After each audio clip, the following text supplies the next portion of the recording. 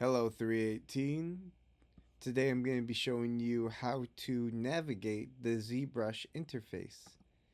Now we won't be going over how to sculpt in this video. That will be a different video. This is more just so that the ZBrush interface isn't so intimidating to you when you first open it.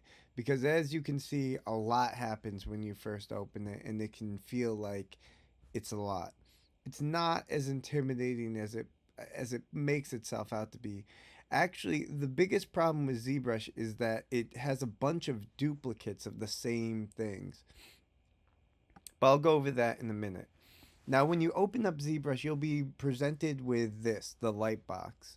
For some reason, mine doesn't pop up anymore when I first open it, but you will, and you'll be wondering, what is this? Well, this is kind of like the canvases in Illustrator or Photoshop. These are all the prefab 3D models that you can sculpt on. And you can really sculpt any 3D model you put in.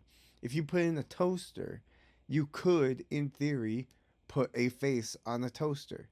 Now, I don't know why, unless you were doing like the brave little toaster, but you could. Um, However, when you are greeted with the light box, you can always close it by pressing this. See, light box is gone, but you're going to want a model to model on. So either you can import your own, which we go over in a different video, or you go over to this light box and you click a sphere is usually how I start off with and how most people start off with. And I find that if you click this specific sphere, this one, not this one, not this one, not this one, you will start, sorry about that notification, you will start with symmetry turned on. And that's really helpful if you don't know how to turn symmetry on and off. I will show you how. Um, but this one starts with it on and off, so you can I'm with on, so you can do a face right off the bat. And I know a lot of you are gonna want to do faces. So, um, anyways, speaking of symmetry, I might as well show you how to turn that on and off. If you click transform, you'll be greeted with a bunch of different stuff. This is basically this menu right here. And I don't know why ZBrush does this, but it does a lot of the same things in different places without giving you some of the things that you would want to use. So this is your symmetry right here. Activate symmetry. And as you can see, you can choose a lot of different options. Unlike something like Cinema 4D, it's really easy to create symmetry on different axes. So let's say you want to do it on the y-axis instead of the axis. Now you can do up, top to down, or if you want, and sorry about my voice, I'm just getting over a cold. Um, or if you want to do it on the z-axis, you can do that as well. I have no idea what the z-axis is really doing there. So you can do all sorts of things. And what I found really interesting is that you can turn on radial symmetry. And with radial symmetry, you can do a lot of really weird things. And this is how you would do something like a pumpkin. If you felt really ambitious, as you can see, now you have symmetry and you could build up like maybe a fruit or something. So really, all these different options are available to you. But what you're gonna probably use if you're making the face is X-axis symmetry activated on, not radial. And what that will do is will allow you to make a face. So yeah. So now you have symmetry turned on. You're probably wondering, okay, that's all great and good. What am I looking at? Okay, so these buttons, edit, draw, you're probably not going to use them unless you're importing a model. And if you're importing a model, I do go over them in a different video, so do not worry. Don't touch these. Move, scale, rotate. Same thing as they always do in Cinema 4D, only This in this case, it's with ZBrush. So as you can see, I can adjust the scale, I can move it. But really, that's not what you're going to be doing all that much. And as you can see, once you do this, you're like, oh no, where are my brushes? You can always get back to your brush by clicking over here. This is your brush panel. When you click on your brush panel, all your brushes will be right here that you'll be using, and the ones that you're quickly using are right here, the ones that you use the most. Now, we won't be going over sculpting in this video, but that's just how you get to your brushes. And as you can tell, they're all sorted alphabetically if you wanted to get to different brushes. This is your stroke pattern. I generally don't use this. I don't touch it. I don't touch this. This is your alpha. I do touch this. This is uh how the just like any alpha, how the brush is gonna react when you put it on. So you can make it a soft or a square. I use a square usually. Surprisingly, I know you're like, what?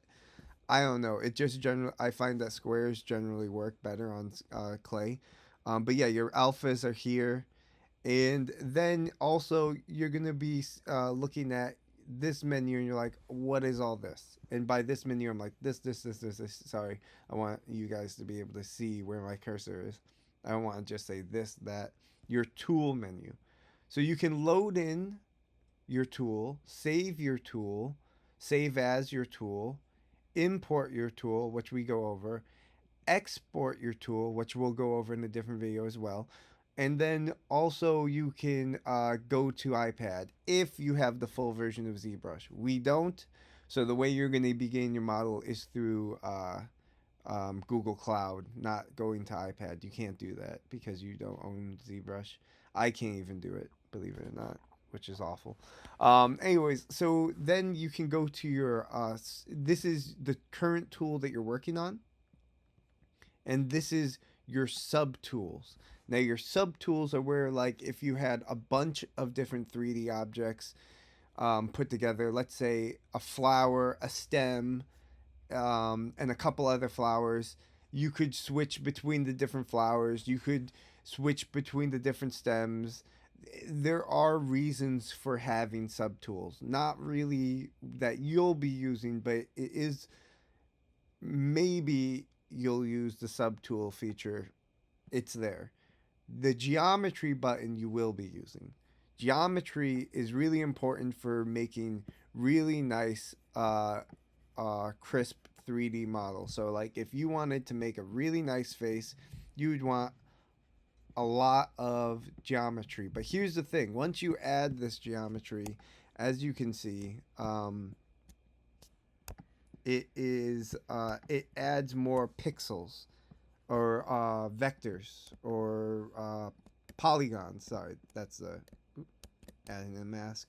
Um, Polygons to the model, and that is going to be rendering time. And rendering time is something that you probably don't have a lot of.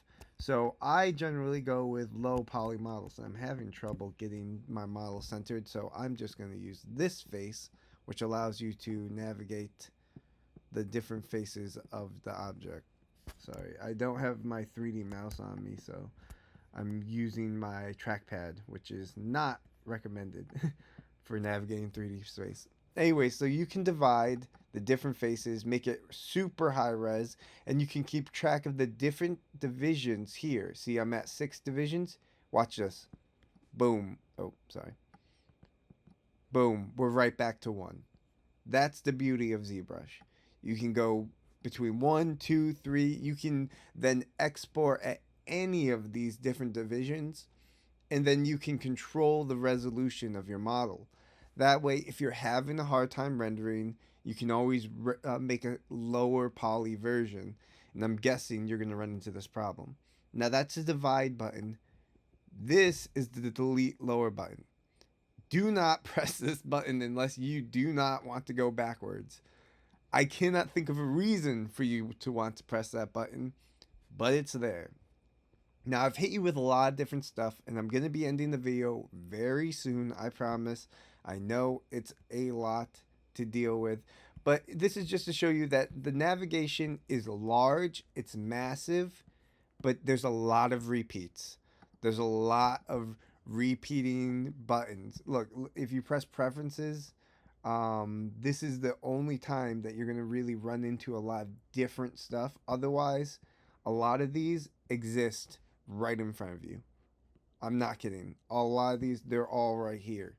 So, really, the main thing you want to navigate is what do you want to get to? Look up on the internet what you want to get to, what you're trying to find, and then find it. Because ZBrush has it, you just have to find it.